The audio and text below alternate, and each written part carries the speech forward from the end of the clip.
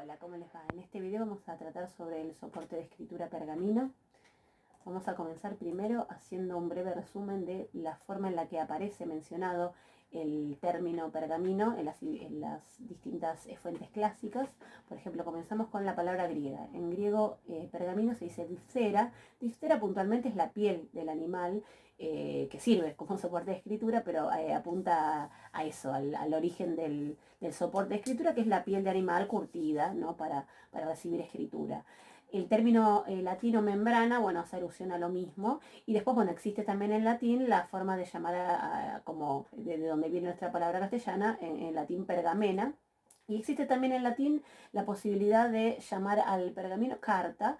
Carta ya era la forma en la que el papiro era mencionado también en latín. De modo que hay que tener cuidado si uno quiere hacer un rastreo del uso del papiro, del pergamino en Roma. Hay que tener en cuenta que no siempre es tan transparente cuando aparece la palabra carta, porque puede aludir a cualquiera de los dos soportes, de modo que bueno, hay que estar atento a otros rasgos de los que se describe ese soporte, si no va a resultar un poco confuso. Nosotros cuando decíamos entonces esto, que el origen es la piel del animal, ahora vamos a ver cómo se lleva a cabo el proceso de fabricación del pergamino, pero el producto final es un manuscrito. Manuscrito, la palabra manuscrito por supuesto que alude al hecho de que se trata de una copia hecha a mano. Esto se opone al libro impreso, y por otro lado es una copia hecha a mano de soporte blando. O sea, un manuscrito puede ser de papel también, de pergamino, y esto se opone a el hecho de las copias que también son a mano de soportes duros, ¿no? Que a eso se dedica la epigrafía, ¿sí? Entonces el manuscrito siempre alude a algo escrito a mano en soporte blando. Y otra forma de mencionar al manuscrito es la palabra códice. Básicamente estas dos palabras aluden a lo que nosotros hoy día conocemos básicamente como libro. Bueno, el formato del códice del manuscrito es esta. Ahora vamos a ver cómo es puntualmente en la antigüedad y en la Edad Media, pero nuestros libros, como tal cual los conocemos hoy, tienen el formato similar a lo que era un códice o manuscrito, ¿sí? Códice, la palabra viene del latín. En latín se dice codex, o es codex o caudex, que en principio es una madera, un tronco de madera, un pedazo de madera, porque podríamos mencionar como un antecedente del códice, que es digamos, el formato de libro, o sea, hojas de pergamino encuadernadas, a estas tablillas, que eran tablillas, las que se conocen como tablillas enceradas. En griego aparecen llamadas como deltos, pinax, tabela, también pueden aparecer tabula querata. Les estoy mencionando otras formas de mencionar estas tablillas, pugilares, quera también, aludiendo al hecho de que son muy manuables, ¿no? Que uno las puede manipular muy bien, o quera, porque alude a la cera que se les ponía. Y también estas tablillas se las podía llamar códex. Porque, ¿qué eran estas tablillas? Entonces, reiteramos, eran unas tablillas de madera que tenían en el centro algo ahuecado para poner ahí cera, y después con un elemento del estilo de un punzón se hacía la escritura. Ahí, de hecho, en esa imagen que tienen ustedes ahí, y en general en las imágenes que tenemos respecto de esos soportes, se les pone, por ejemplo, talco o algún material que sea blanco para que se vea de qué modo, ¿no? Se ve bien ahí la escritura. Bien. Bien, y entonces, ¿qué pasaba con estas tablillas? O sea, ¿por qué decimos que es el origen del códex o del códice? Porque, a ver, les voy a mostrar. Ven ahí, o sea, las tablillas estas, en algunos casos, bueno, podían funcionar como para hacer anotaciones rápidas, por ejemplo, ejercicios escolares, y solían estar atadas ahí como, no sé si observan, pero el formato es como si fuera de un cuadernito. Obviamente que por la limitación del hecho de que son de madera, no hay muchas juntas, pero hay algunas en las que aparecen en dípticos, en trípticos, que son la forma en la que se conoce a esta unión de varias tablillas. Y ven ahí abajo que les pongo, esos son como los agujeros que tienen estas tablillas para después ser unidas a otras y formar esta especie de libritos, que como les decía, son lo que se conoce como el origen o el antecedente del códex o del manuscrito, del códice. Bueno, ahí les pongo, ya que repasamos un poco este soporte de escritura, que es este estilo o stilus, ¿no? En griego. de madera o de algún otro material, que es con lo que es un elemento punzante con lo que se hacía la escritura en estas tablillas enceradas. Ahí les pongo también algunas representaciones de Pompeya, en donde se observa, creo que se ve bien, ¿no? Los dísticos de estas tablillas. Por ejemplo, en la que tiene la mujer con el hombre al lado, ¿no? Parece un díptico. Bueno, también el elemento, esta especie de punzón con el que se hacía la escritura. Esta es una imagen sacada de una ánfora griega ateniense, en donde digamos, entendemos que lo que hay ahí es una tablilla que está abierta también para recibir escritura, que es lo que está haciendo ahí el hombre en la imagen. Bien, decíamos entonces, manuscrito o códice, alude entonces puntualmente a ese libro, entre comillas, que aparece como producto final que ahora vamos a ver, de la unión de varios pergaminos. Por este motivo, o sea, por la palabra códice, es que la ciencia que estudia particularmente estos manuscritos se la conoce como codicología. ¿Sí? Bien. Vamos ahora, decíamos entonces que digamos, el pergamino tiene como, decíamos, origen las pieles de animales, ¿no? Bien. Partamos entonces respecto del origen. Entonces, tenemos, por ejemplo, el testimonio de Heródoto en el libro 5 de sus historias, en el capítulo 58, que ya comenta cómo él menciona a los jonios, pero también comenta que otros pueblos desde antiguo ya usaban las pieles de cabra o de oveja para usarlos como soportes de escritura, ¿sí? En todo caso, la limitación acá es que no se trata de pergamino. Ahora vamos a ver la particularidad del pergamino, que requiere un tratamiento especial. El cuero de animal, así solito, como soporte de escritura, digamos, es dificultosa la escritura sobre eso. Se llevaba a cabo desde antiguo, pero no es lo mismo que el pergamino. El origen del pergamino, por lo menos la fuente antigua con la que contamos respecto de cómo surge, cómo se inventa el pergamino, la tenemos en la Historia Natural de Plinio, quien en el libro 13, ahí en 70, comenta que Pérgamo es la ciudad que da origen al pergamino. La historia, bueno, por supuesto, como todas estas historias que contan desde la antigüedad, bueno, puede tener alguna exageración, algún ribete mítico en el sentido de legendario, pero bueno, es el testimonio antiguo con el que contamos, que lo que dice Plinio es que o sea, la biblioteca de Pérgamo, fundada por Átalo I, y después continuada la labor cultural en Pérgamo con Eumenes II, hay un momento en el que por la rivalidad que se llevó a cabo con la Biblioteca de Alejandría, Ptolomeo VI decide, así por celos, precisamente por esta rivalidad, suspender la exportación de papiro para la biblioteca de Pérgamo. La biblioteca de Pérgamo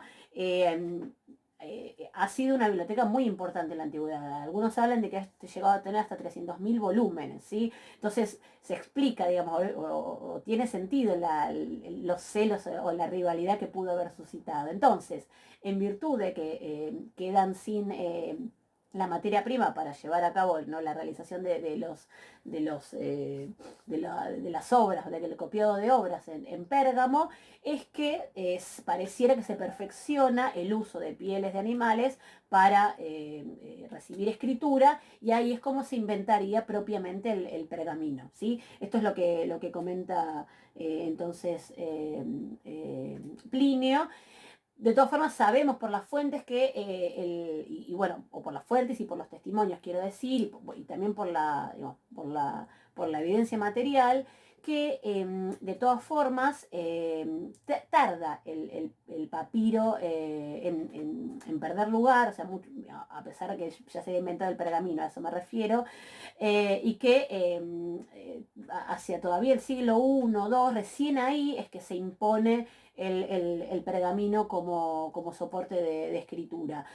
En el caso, por ejemplo, de Roma, recién tenemos, por ejemplo, a un autor como Marcial del siglo I, que comenta, fíjense, bueno, no vamos a leer el poema entero, este es el poema 2 de su primer libro de epigramas, en donde ahí lo que comenta es, ahí les subrayo la palabra membrana, porque precisamente lo que dice ahí es que sus libros, que están escritos en membrana, o sea, efectivamente en pergamino, son como si fueran una especie de libros de bolsillo, son pequeños, mientras que a otros libros, que son los libros que están escritos en grandes formatos, esos que queden en las scrinia, que ya habíamos hablado de este término, que son estos archivos o bibliotecas, ¿no?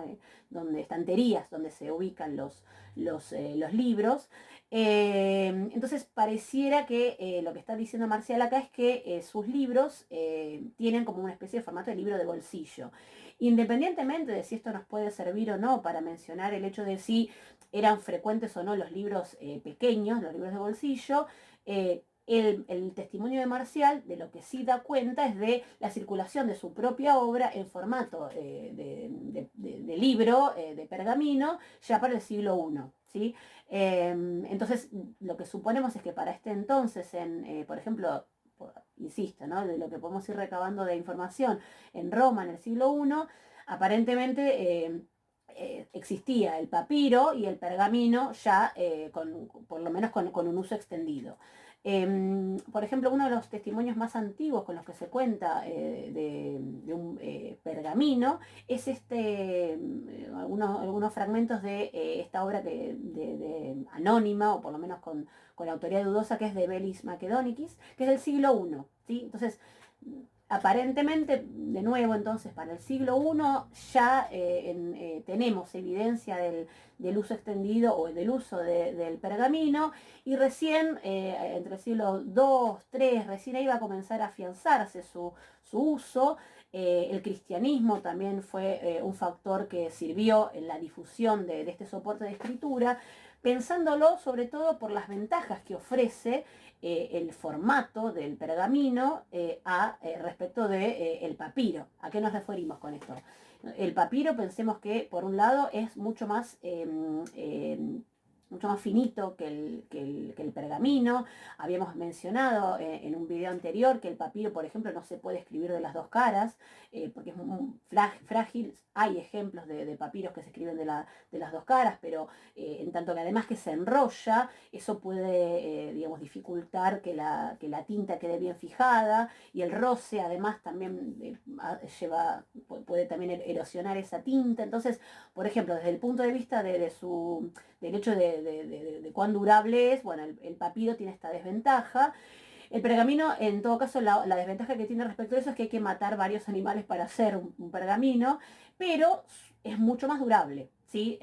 Precisamente o sea, en ese punto de vista es flexible, pero durable. Y además, la otra gran ventaja del pergamino tiene que ver con el formato códice del que hablábamos recién. Pensemos que el papiro se tenía que enrollar, y para la lectura eso resulta incómodo en la medida en la que uno no puede, por ejemplo, ir y volver, o incluso para ir llevándolo. Bueno, hemos visto en el otro video imágenes digamos, de representaciones, ¿no? de personajes antiguos, bueno, con el rollito de papiro. Pero el hecho de, si nosotros queremos llevar a cabo un tipo de escritura, ¿no? O sea, con el soporte, de lectura, perdón, con el soporte pergamino, o sea, en el formato códice, uno puede ir y volver, por ejemplo, ¿no? Para estudiar, por ejemplo, para repasar algo. Y después lo mismo, cuán transportable es un códice respecto de un papiro, ¿no? Entonces, bueno, por estos motivos es que finalmente termina imponiéndose el pergamino o el códice de pergamino, y este va a ser el soporte de escritura que se va a desarrollar a lo largo de la Edad Media, predominantemente en el sentido de que vamos a ver a los monjes medievales llevando a cabo el proceso de copia. Ahora vamos a mencionar algo de esto. Bien. Pasamos ahora, decíamos, nos centramos en el soporte puntualmente. O sea, el origen dijimos que eran las pieles de animales. Nosotros vamos a tener distintos tipos de pergamino. Hay una clasificación de acuerdo a cuáles son las pieles que son utilizadas. Por ejemplo, la carta vitulina es la que es el pergamino hecho de piel de ternero. La carta ovina de ovejas, la carta caprina obviamente de cabras, la carta montonina de carneros, la carta abortiva o virginea, bueno, es la de un animal recién nacido o no nacido. Por supuesto que cuanto más joven sea el animal, es el tipo de piel preferida, ¿no? Es mejor. Les pongo ahí un ejemplo de cómo se ve una piel de ternero, de cabra y de oveja, para que observen que el ternero es mucho más suave, ¿no? Y yendo ahora puntualmente a la fabricación del pergamino. ¿Cuáles son los distintos pasos? Vamos a hacer como los distintos pasos, enumerar los distintos pasos. En primer lugar, se seleccionan las pieles, que es lo que decíamos antes. Tiene que ser una piel preferentemente de un animal joven, porque así no tiene, es mucho más tierna y además no tiene ninguna herida, lastimadura. Pensemos que eso después tiene que recibir escritura, ¿no? Luego se lleva a cabo el lavado de esas pieles con agua fría y se le lleva a cabo un tratamiento con agua y cal de aproximadamente 3 a 10 días. Fíjense que ahí tiene la imagen de un percamenarius, que es el oficio de quien fabrica pergaminos, se lo llama así percamenarius. Después, bueno, como cuarto paso, se extiende la piel sobre un bastidor vertical, que lo pueden observar ahí en la imagen, y se opera con un cuchillo para ir raspando, es un cuchillo de doble mango curvo para ir raspando. En sexto lugar, se vuelve a introducir en agua y se lava y se seca la piel extendida en el bastidor con clavijas. Este proceso tiene que ser realizado de manera cuidadosa porque precisamente al extender la piel con las clavijas puede pasar que si había algún pequeño agujerito en esa piel, se abra más, por ejemplo. O directamente se puede formar un agujero precisamente por estirarlo, ¿no? Bien, después se rasma con un cuchillo curvo con mango en el centro que se conoce como lunellum, que ahí lo tienen en la imagen y se los marco ahí. Les pongo una imagen aumentada de ese lunellum para que lo vean bien. Bueno, después se la deja secar tensada, se raspa nuevamente, se quita del bastidor y se enrolla para ser vendida. Piensen que el proceso básicamente lo que requiere es que el pelo del animal se vaya saliendo, ¿no? Es como una de las partes que más requiere, ¿no?, tratamiento. Ahora lo vamos a ver. Este es un percamenarius moderno, para que vean por ahí, bueno, una foto de cómo se lleva a cabo la actividad. Ahí ven las clavijas, la piel extendida. Bueno, esto les mostraba o les comentaba recién, esto es una imagen para que lo vean, que hay algunos manuscritos en los que se ve que hay un agujero y ese agujero es original, o sea, no es que por el paso del tiempo se hizo el agujero, sino que pasó lo que recién les mencionaba, que el pergamino se vendió originalmente con el agujero y bueno, la hipótesis es que bueno, muchos monjes que no tenían dinero para afrontar el pago de un pergamino en mejor estado, bueno, lo compraban con el agujero y lo que hacían, y es lo que se ve ahí en esa imagen, lo que hacían era escribir alrededor, bueno, ¿no?, como recurso. Este es otro ejemplo de el dibujo la imagen de un lunellum. Bueno, y acá hay unos monos haciendo pergamino muy simpáticos, que en todo caso, más allá de que son simpáticos, vean ahí el bastidor extendido. Bien, esta es una imagen de un manuscrito iluminado en donde lo que se ve es digamos, esto que les mencionaba, ¿no?, el monje comprando y viendo la calidad del pergamino. Ahí también está el cuchillo ahí abajo que se observa. Acá están raspando. Esta es otra imagen también de otro, en donde se observa el raspado, ¿no?, con un cuchillo, ¿no?, y una piedra raspando. Bien, ¿cómo entonces se prepara puntualmente para recibir escritura? Bueno, decíamos que tiene que quedar con una superficie suave y regular para escribir en ambas caras, porque el pergamino, a diferencia del papiro, tiene ambas caras, aunque se prefiere el lado de la carne por sobre el del pelo.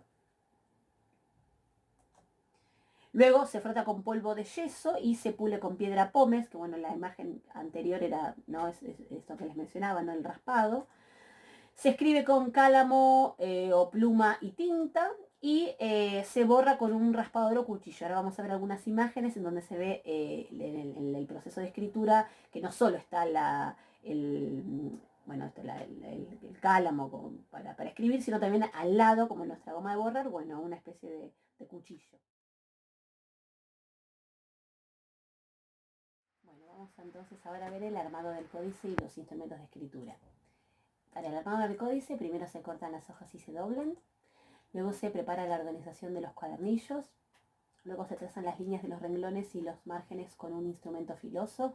Yo ahora voy a comentarles igual más en detalle esto, ahora simplemente lo enumero, pero para que tengan una idea del proceso general.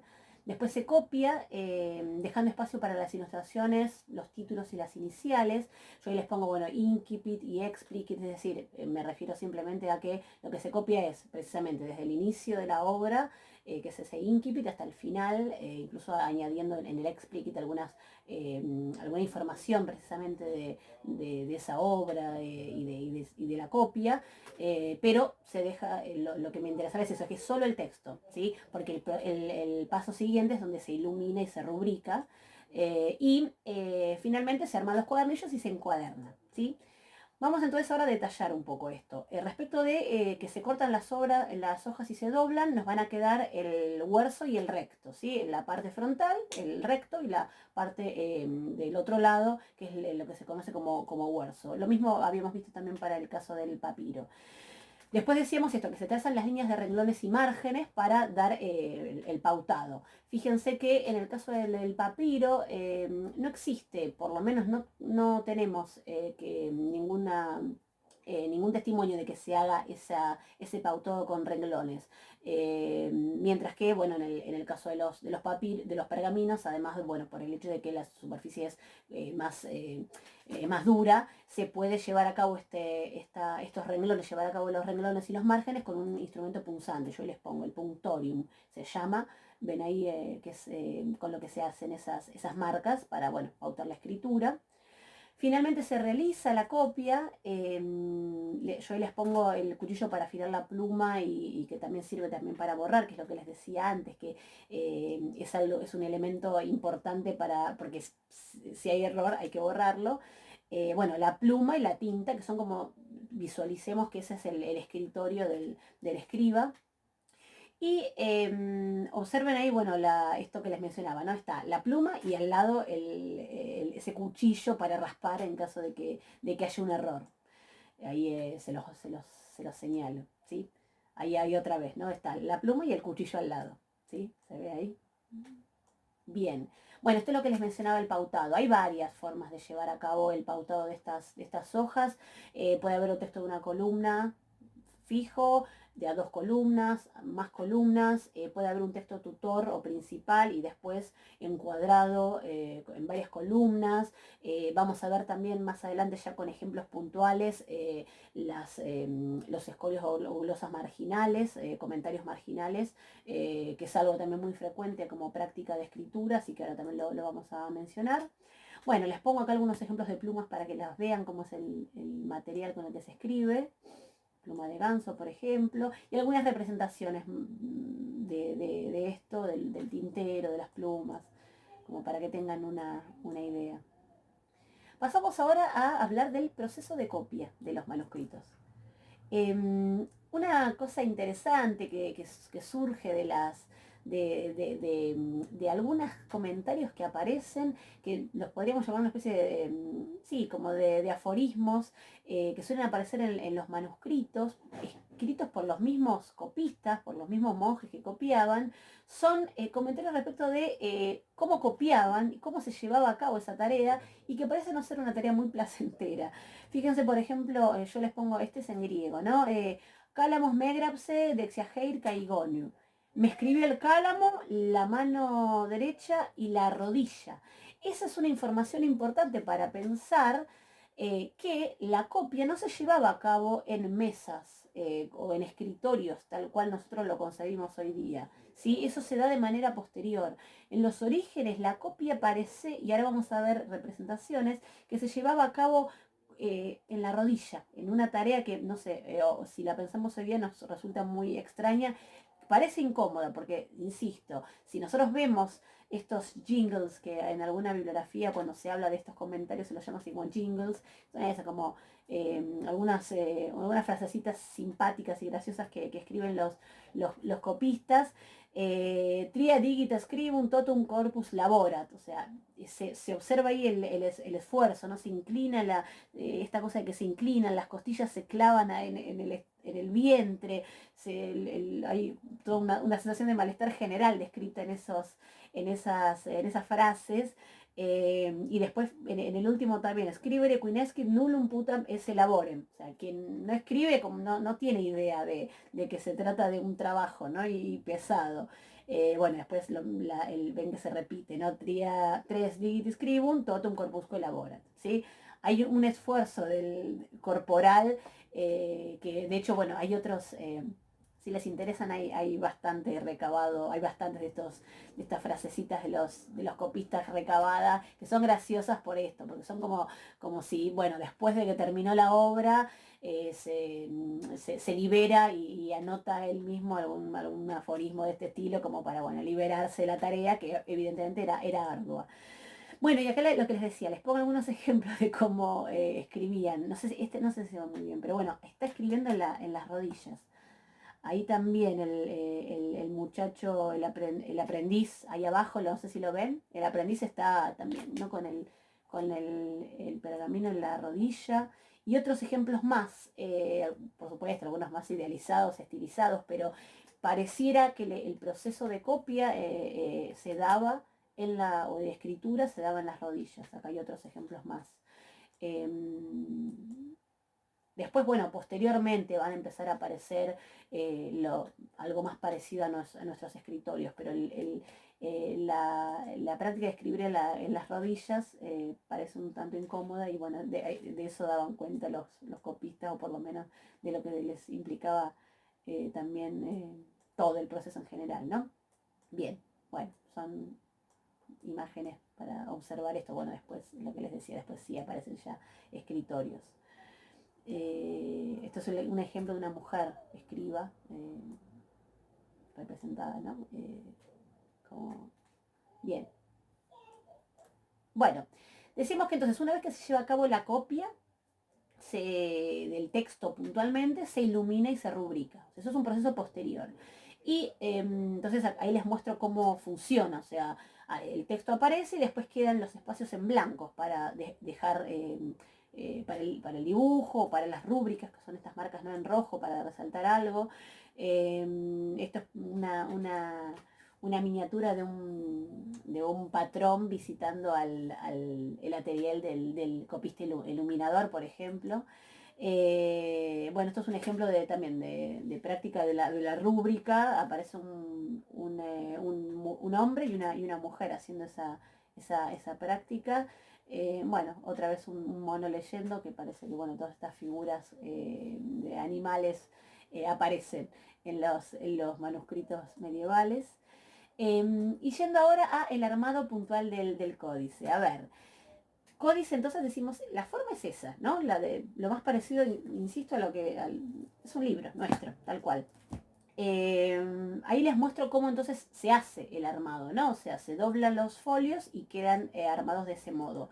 En general, entonces, ahí tenemos el folio y lo que se van armando son fascículos o cuadernos que de acuerdo a la cantidad de folios se los va a llamar omnión, es el caso de que tiene un solo bifolio, binión, ternión, cuaternión, quinión, ¿sí? O sea, se van armando como en la imagen que veíamos recién, ¿no? Cuantos más agregamos, van cambiando el nombre. Omnión, binión, ternión, cuaternión, quinión, etc., ¿no? Acá se lleva a cabo una regla que es la que se conoce como regla de Gregory, que se las escribo ahí abajo en rosa, que es que se tendía a preferir que quedara el pelo tocando la superficie que tiene, que era la del pelo del animal, tocara pelo, y la de la carne tocara carne, ¿sí? De ese modo quedaba una superficie como más pareja. ahora les voy a mostrar para que vean la diferencia entre el pelo y la carne. O sea, la parte del pelo, el problema que tiene es que queda, se nota, digamos, la parte en donde sale el pelo, y la parte de la carne es un poco más suave. Entonces ven, eso es el pelo y eso es la carne. Ven como el pelo es más oscurecida esa hoja, mientras que la parte de la carne es más blanca. Acá otro ejemplo, ¿no? De la parte del pelo donde se ven los puntitos, ¿no? De donde sale el pelo, y la parte de la carne más blanquecina. ¿Ven? Esto se los ponía como ejemplo para que se vean bien los puntitos del pelo y por qué entonces la verdad es que no se prefiere escribir ahí, pero bueno.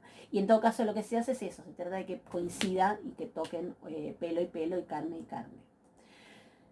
Vamos ahora a la encuadernación, cómo se hace. No voy a dar detalles de eso, pero tengamos una idea simplemente de que hay varios métodos de encuadernación, o sea, de cómo se van uniendo después todos esos cuadernillos. Yo les pongo algunos ejemplos, hay bastante bibliografía para completar esta información, pero bueno, básicamente prestemos atención a que hay distintas técnicas de costura. Esto, bueno, es también una iluminación donde aparece el trabajo ya final de realización del códice. Y ahora vamos a cómo queda un códice terminado y cuáles son las distintas partes que aparecen, si yo tengo que describir el códice. Entonces tenemos, bueno, la cabeza o corte superior, la observaréis, esa parte de arriba, el capitel o cabezada, ¿no? Que es ese bordecito que aparece, el nervio o la costilla, que es la parte del lomo donde se observa en realidad, ahí lo que se ve más bien es la costura. Yo tenía este ejemplo, bueno, por supuesto no es un libro moderno, pero donde si son libros cosidos, hay sobresalen esos nervios, que después, bueno, a ver si lo puse acá en la nervadura, es después, bueno, todas el conjunto de nervios, ¿no? Bueno, el lomo, obviamente, muchos de estos términos se aplican también a los libros hoy día. El pie o el corte inferior, la parte de abajo, el plano anterior, que es la parte de afuera, ¿no? Podemos llamarlo incluso la tapa, y el corte frontal, ahí lo observan. Se llama ceja a lo que sobresale de la tapa, ¿sí? Que es algo que sirve para dar protección a las hojas que quedan propiamente del libro, ¿no? O sea, cuando sobresale ese resto de tapa, eso es la ceja, ¿sí? Bueno, después obviamente tenemos la tapa, la contratapa, la hoja de guarda, que es esa primera hoja en general en blanco. Y bueno, no están en el dibujo, pero los cierres son, ustedes deben haber visto algunos libros que lo que tienen es varios cierres, hay varias formas de cerrar un libro, o sea, de ponerle alguna trabita acá para que, precisamente eso, para que se mantenga cerrado.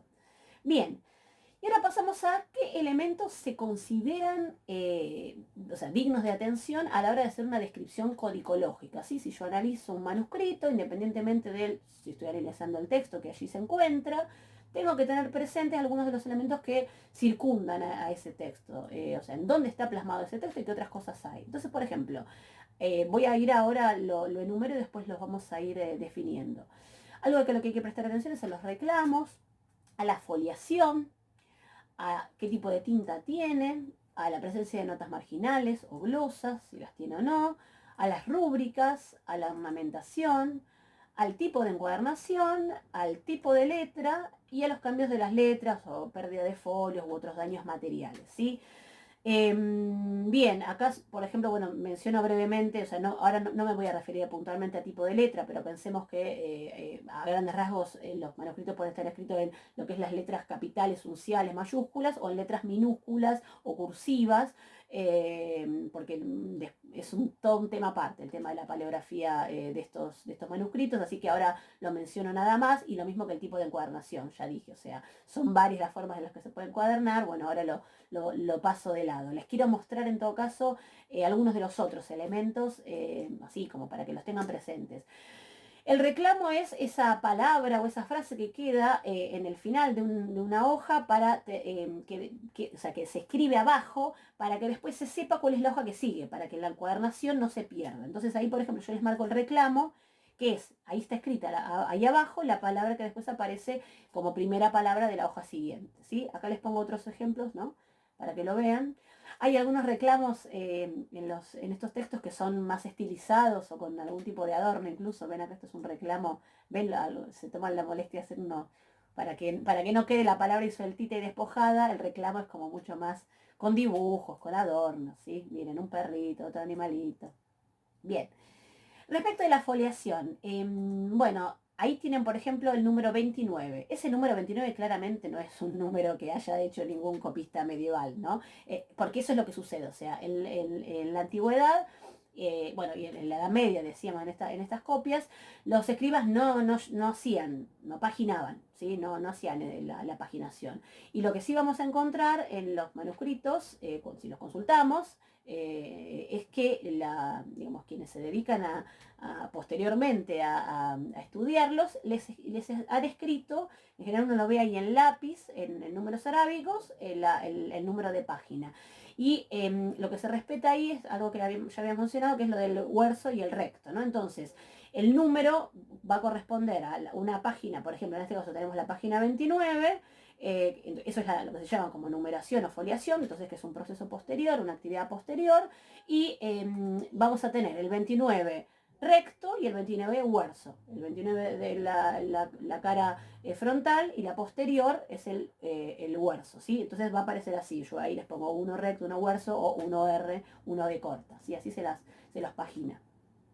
Bien, y bueno, otro elemento que decíamos a considerar en la descripción codicológica son lo que conocemos como marginalia, que son, tenemos el texto, pero también tenemos añadidos alrededor. Por ejemplo, acá tenemos algunos escolios de Dionisio Areopagítico, para que más que nada me interesa que miren algunos ejemplos de cómo se lleva a cabo esto, que son eso, precisamente, comentarios al texto, pero se deja, ven que se concibe ese espacio, se deja lugar para eso, ¿no?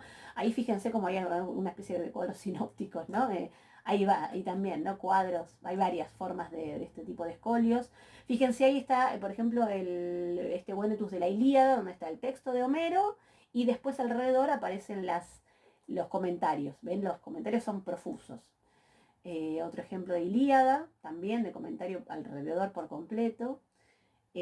Otra cosa que pueden aparecer son glosas interlineales y escolios marginales, o sea, este es un ejemplo, me detenía puntualmente las glosas, o sea, hay manuscritos que a propósito dejan espacio, como cuando nosotros escribimos en formato de interlineado 1,5 o 2, bueno, eso mismo se hacía en los manuscritos, dejando espacio previendo que se podían llevar a cabo glosas, que son también como un breve comentario respecto a lo que no se entiende en el texto, ¿sí? Esas glosas son interesantes también porque muchas veces cuando ese manuscrito se copia, a veces el que está haciendo la copia, el monje que lleva a cabo la copia, cree que la glosa es lo que debe sustituir al texto que está ahí, eh, porque es un sinónimo, entonces piensa que por ahí es una corrección, y muchas veces ahí es donde se empiezan a producir las diferencias de los distintos manuscritos. En una copia, que se introduce, por ejemplo, una glosa en el texto, se intercambia la glosa por el original que tenía ese copista, ¿sí? Lo menciona pasar, es todo un tema de estudio ese. Para la anecdótica, se profundiza eventualmente, pero les quería comentar sobre todo el procedimiento por el cual los copistas dejaban el espacio puntualmente para las glosas, ¿sí? También aparecen, bueno, anotaciones entre columnas, ahí ven algunos ejemplos en rojo. Esto es un ejemplo, bueno, una glosa en forma de caligrama, un poco más también elaborada. Bueno, aparecen por supuesto correcciones. Las correcciones pueden ser llevadas a cabo por la misma mano que hizo la copia. En general vamos a ver que puede estar ahí también actuando como el jefe de los copistas, el scriptorium, quien es quien puede llevar a cabo la corrección posterior. Entonces eso se observa porque es distinta la mano y se nota que la tinta es distinta respecto del que hizo la enmienda respecto del que escribió. Entonces eso también es algo a tener en cuenta a la hora bueno, de estudiar un manuscrito. Bueno, estos son algunas, un detalle, no son detalles, pero bueno, a tener en cuenta estas manículas que son, bueno, para señalar que alguna parte importante aparecen estas manos. Ven ahí, bueno, es una cara esta, con una nariz, pero hay algunas más elaboradas para señalar alguna parte importante del texto. Los destacados también aparecen en general en rojo, que son también formas para, bueno, facilitar el entendimiento del texto. Aparecen también, decíamos, las ilustraciones e iluminaciones que se hacen de manera posterior. Yo acá les muestro algunas también para que vean cómo son. Fíjense, por ejemplo, este es un caso en el que aparece, a ver si se ve ahí, ahí queda una nota que dice, acá debería estar dibujado el rey en su trono, ¿sí? Evidentemente esa era la forma en la que se llevaba a cabo el trabajo. O sea, una vez que el que hacía la copia, bueno, hacía el texto, cuando quedaba el espacio, bueno, por ahí se hacía la anotación, bueno, acá falta tal cosa, y en ese manuscrito quedó marcado, ¿sí? Bueno, esto es las Geórgicas de Virgilio, la Ilíada, una escena de la Ilíada. Algunos textos también tienen iniciales que ayudan muchas veces a como a separar distintas secciones. Fíjense que en general los manuscritos se escriben de manera extendida, es decir, sin separación de palabras, con pocos diacríticos, cuando los hay, en muchos casos ni siquiera aparecen los diacríticos, de modo que, insisto, bueno, va a depender de la época, ¿no? En este, por ejemplo, sí aparecen diacríticos, los diacríticos sí están, lo que no son es como muy sistemáticos, pueden aparecer y a veces no, o aparecen a veces lejos de la palabra, y una vez se puede confundir, por ejemplo, en griego un acento con un apóstrofo, por ejemplo. Pero bueno, decía esto, que en virtud de que también, de que los textos no lo fueron viendo, no tienen separación de palabras, ayudan estas secciones, por ejemplo, las iniciales, algunas son muy estilizadas, fíjense, bueno, acá hay unas ya muy dibujadas, pero bueno, son elementos a tener en cuenta, decíamos, en una descripción codicológica. Acá, por ejemplo, hay una, no fue diagramada, no fue dibujada y quedó ahí chiquita. En algunos casos se lleva a cabo de separación de palabras con color. Bien, y acá lo que tenemos es el pautado. Fíjense el pautado que les decía, ¿no? Con ese elemento punzante en donde se ven ahí en los bordes, aparece primero el punto y después punzado y después los renglones. Se los muestro más que nada para que vean distintos estilos, ¿no? De pautado interior o exterior. Acá creo que se ve bien ahí en blanco la línea. Ahí se ven puntitos de las marcas interiores de los renglones, por ejemplo. Y muchas veces, bueno, esto también es algo curioso, que es que muchas veces para completar la hoja se hacía esta especie de escritura escalonada, de modo que se completaba la hoja. Probablemente, no sé, si le pagaban por hoja y entonces tenía que usar el espacio, entonces se podía llegar a emplear este recurso. Pero hay varios ejemplos de estos manuscritos, otras veces por cuestiones estéticas, y terminaba ahí, bueno, queda como armónico el cierre del manuscrito, porque llega hasta el final.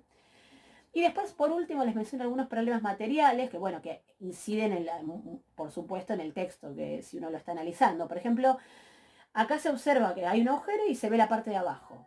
Muchas veces ha pasado que el copista no se dio cuenta, a veces piensan que los copistas muchas veces no tienen por qué saber la lengua, o no tienen por qué entender qué es lo que están copiando, a veces ni saben la lengua la que están copiando, sino que meramente copian.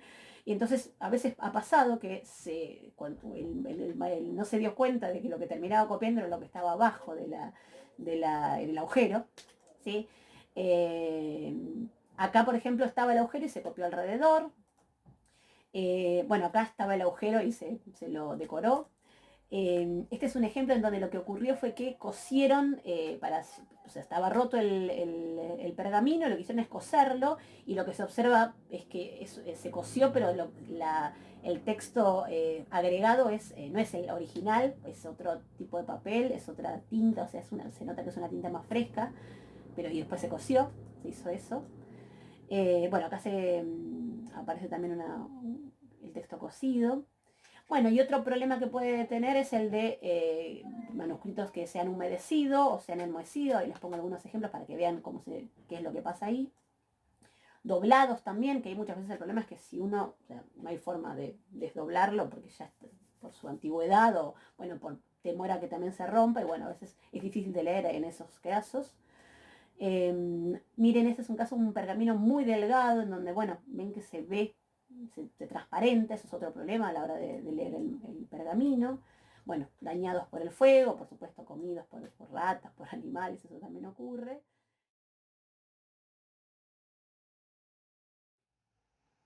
Bien, y para finalizar vamos a hablar del palimpsesto, este fenómeno que se daba en la antigüedad con algunos manuscritos, en donde lo que ocurría era que se borraba y se volvía a poner escritura en él. El término en latín es palimpsestus, en griego es palimpsestos, palin en griego quiere decir de nuevo y psao, frotar, borrar. Entonces, precisamente, un manuscrito palimpsesto es un manuscrito que recibió escritura, que fue borrado y copiado encima. Lo que sucede que por ahí, bueno, se ve un poco en esa imagen es que se ve la escritura que estaba debajo, ¿sí? No, no es tan fácil de borrar. Yo acá les pongo algunos testimonios antiguos donde ya se da cuenta de esta práctica de hacer el palimpsesto. Por ejemplo, eso es un poema de Catulo en donde ahí aparece, ¿no? In palimpseston, está mencionando a un escritor de la época en donde lo que dice es que, bueno, eres muy bueno y entonces no va a tener su obra escrita en un palimpsesto, ¿no? Porque el palimpsesto no daría cuenta de que es una obra barata, ¿no? Porque precisamente es una forma de ahorrar, ¿no es cierto? Entonces no está escrita en palimpsesto, sino en un tipo de soporte de escritura mejor. El caso de Cicerone, ahí en Ad Familiares, es un poco también, no sé, en tono también medio cómico, la forma en la que Cicerone se está dirigiendo ya a Trebasio, medio que lo está cargando porque no, por un lado le dice cómo pudo recibir una cantidad de cartas tremendas, todas iguales, o sea, de lo que estaría dando cuenta y es que Trebasio copió varias veces la carta, él mismo, de puño y letra, que es una práctica que se hacía en la antigüedad porque, digamos, para evitar el hecho de que se perdiera eso, se copiaban varias, pero bueno, eso en general estaba dado para o misiones importantes o se le encomendaba eso a algún esclavo, y acá pareciera comentar Cicerón que son del puño y letra de Trebasio, entonces dice, bueno, estás tan pobre que lo tuviste que hacer vos mismo. Y en ese mismo tono, respecto del palimpsesto, lo que dice es que incluso algunas de esas cartas las recibe escritas en palimpsesto, que dice, bueno, me da curiosidad qué es lo que está debajo, dice Cicerón. Bueno, y también dando cuenta de esto, de cómo este personaje amigo del no Trebasio pareciera estar pobre, que tiene que recurrir a un tipo de escritura que es como, bueno, pues una reutilización de un soporte que ya se había usado, ¿no? Así que son dos testimonios en donde ya se ve que de antiguo se usaba esta práctica. Y bueno, básicamente entonces para lo que es interesante también pensar el palimpsesto en la filología es porque precisamente nos da la posibilidad de acceder a obras que se habían perdido. Por ejemplo, en la Edad Media ocurría mucho que, bueno, obras antiguas, clásicas, se desestimaban para copiar alguna obra de temática religiosa, por ejemplo, ¿no? Entonces, bueno, por una cuestión de ahorrar en el material, bueno, se borraba entonces, en este caso, por ejemplo, lo vemos con el palimpsesto de Arquímedes, sobre el que se escribió un libro de oraciones. Entonces, bueno, muchas veces con un buen análisis se permite o se puede acceder al original porque no está borrado del todo, ¿sí? Acá también es creo que se ve bastante bien, ¿no? La uncial, ¿no? Y después un tipo de minúscula, pero bueno, insisto en que la importancia, más allá del dato, bueno, de la práctica del palimpsesto para la filología, es el poder acceder a obras que se perdieron, porque bueno, no fueron consideradas dignas de ser conservadas, y lo que hicieron fue escribirles encima, ¿no? Con un borrado que no fue del todo eficiente. Así que bueno, con esto finalizamos nuestro recorrido por el pergamino, fue algo muy breve y bueno, por supuesto los invito a ver los otros videos del canal con otros soportes de escritura de la antigüedad. Muchas gracias.